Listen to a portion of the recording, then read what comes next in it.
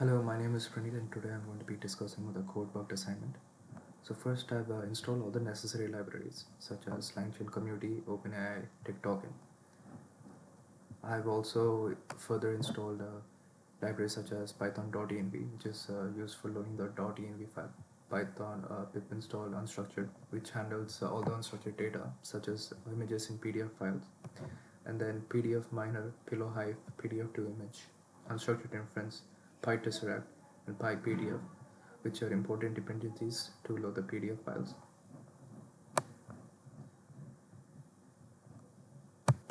I have also imported the relevant libraries and functions that we're going to be using. So I've used the load.env function to get our open API key from the .env file, which is seen over here. Uh, then, then I've instantiated a chat OpenAI model with passing the OpenAI API key as API key model as a GPT 3.5 turbo model. The API key we got from the .env file. Then from langchain.schema, I've imported system message, human message, and AI message. So the human message will give a message in perspective of a human, whereas AI message will give a message in perspective of an AI. So here I've asked in human message what is reinforcement learning from human feedback. So here using the GPT 3.5 model, it gets the response. It gives an output like AI message, and then it gives a response as content. And if we do restore content, it'll give in a more simple and neat manner. Now I've given a new prompt. What is the story of Buddha? And we are adding this to the messages, and then we are sending that to the chat GPT model for response, and then we have gotten a response over here. But one drawback of this is that information which is new will not give a valid response. For example, if I ask, tell me about new iPhone 15, it will not give a response because it does not have the details of the latest iPhone 15. And uh, if I ask a query that is related to a certain PDF or certain document, it will not give a result as it does not have information about those items and details. So for this, we have to implement RAG. But first, we have to load our PDFs, make them into chunks, and then store them in our vector database to retrieve information. So I've did a simple list comprehension over here, and which loads all the PDFs in PDF files in our PDFs folder. So as you know here, it concatenates all the information and stores them in a variable called all documents. So it loads the PDFs in the order of 106, PDF 106, PDF 109, 108, and 107. And this is all documents over here. Length of all documents is 4 since we have 4 documents, 4 PDFs.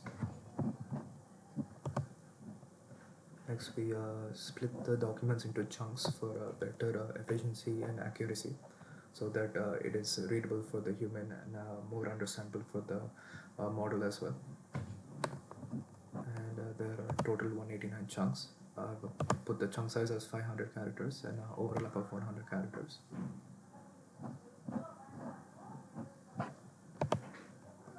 Next, we are going to be creating the vector database. Here I'm going to be using the Chroma vector database.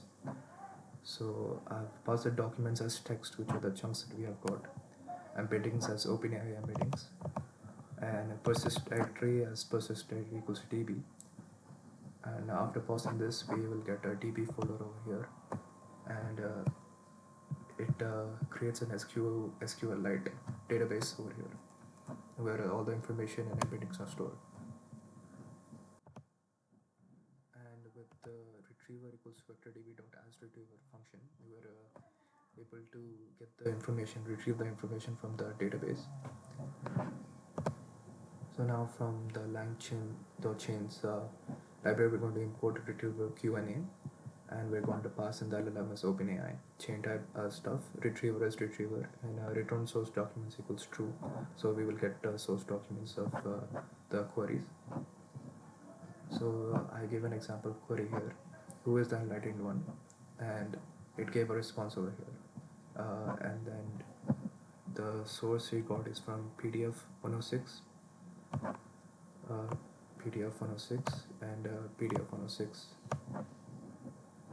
I asked another question, which the model was not able to answer before. This question is from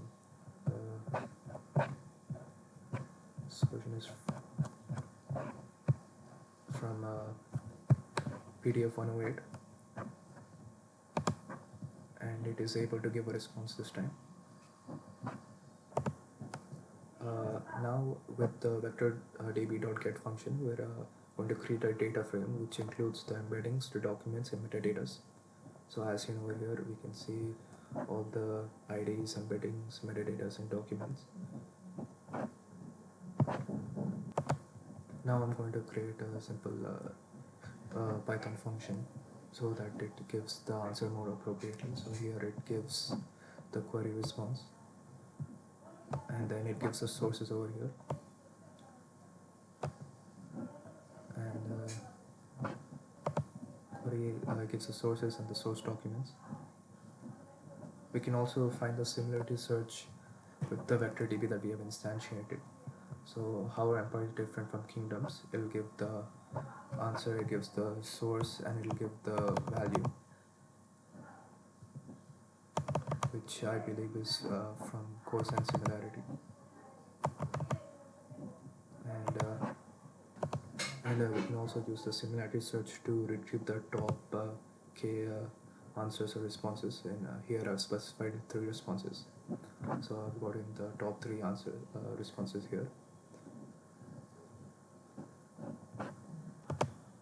So now I'm going to be using a retrieval augmented generation, or RAG. So I've created a simple augment prompt function, and I'm passing a similarity search to get the top 3 answers from the query, and these are the results. Now I'm passing the augmented prompt in my human message, and as you can see, it gives a proper response. I've also asked the question that it was initially not able to answer, Prabhakar at the blacksmith shop, and it gave a response over here. Now even without using RAG, it is able to give a response because the messages are already appended to the prompt is already appended to the messages, so the information is stored sort of like a conversational chat history. So if we do something without RAG, and we asked for something called Russian rupees, which is in our PDF, it will not be able to give an answer because it does not have that information.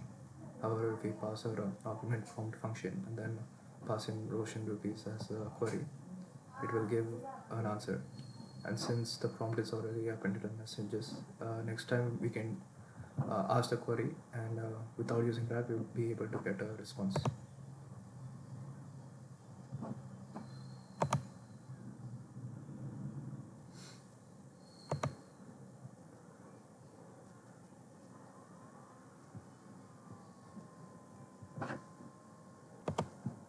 Yeah, so after running the codes again, we can see that with RAG it will give an result.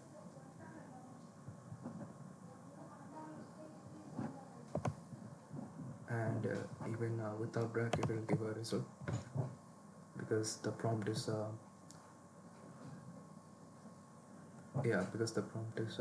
stored in the messages.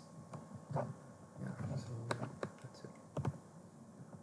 So here in my VS Code I have created another LLM in which we can chat with the LLM model and give an image as a response.